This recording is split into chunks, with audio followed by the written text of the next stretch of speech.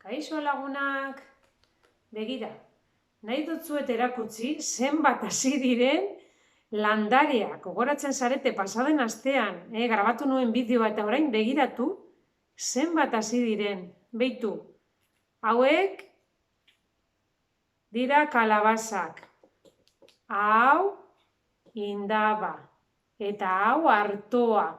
Hasi dira pila bat. Orain jarri beharko ditut lurrean, zelaian. Ze bestela hemen lur gitxi dau. Begiratu hor dauzen sustraia bai, orain ikusten direz hobeto igual, ez da beitu. Zenbat sustrai, zuri kolorekoak, pila bat.